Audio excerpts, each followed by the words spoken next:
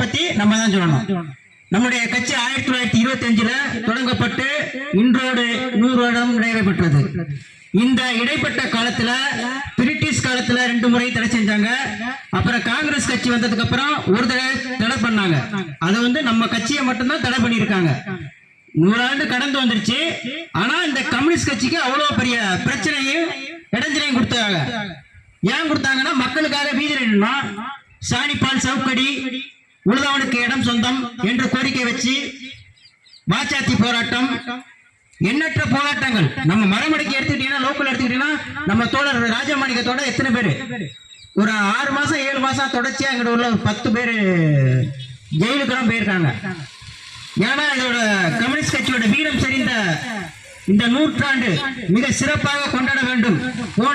சென்ற ஆண்டு இங்க தொடங்கினா இந்த ஆண்டு இங்க நிறைவு செய்யறது சாத்தியம் நல்லா இருக்கும் அப்படிங்கிறதுக்காக இங்க நிறைவு செஞ்சோம்.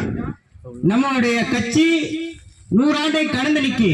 நம்ம வேணா சட்டமன்றத்திலேயோ இல்ல நாடாளுமன்றத்திலேயோ குறைவு வேணா எண்ணிக்கை இருக்கலாம். ஆனா ஒவ்வொரு வீதியிலையும் ஒவ்வொரு கிராமத்திலையும் நம்மளுடைய கட்சி உறுப்பினர்களும் சரி எல்லாரும் இருக்காங்க. துண்டு போட்டா மட்டும் கம்யூனிஸ்ட் கட்சி இல்ல, பொது உடைமை பேசினாலே கம்யூனிஸ்ட் கட்சி தான். நீங்க கம்யூனிஸ்ட் கட்சியை கடந்து எதுவுமே பண்ண முடியாது. எண்ணற்ற கட்சிகள் வந்திருக்கான். சீமான் வந்திருக்கிறாரு, அவரை வாய்க்கு வந்தபடி எல்லாம் பேசுவாரு. இப்ப விஜய் ஆரம்பிச்சிருக்கிறாரு. அவங்களுக்கு என்ன கொள்கை, நம்மளுக்கு என்ன கொள்கை? சமதர்மம், சோசலிசம், சமத்துவம். நம்முடைய லட்சியம் சோசலிசம். அதே மாதிரி நிறைய தோழர்கள் வந்திருக்கிறாங்க. நம்முடைய சோசலிசம் வெல்லட்டும் என்று கூறி விடைபெறுகிறேன். நன்றி, வணக்கம்.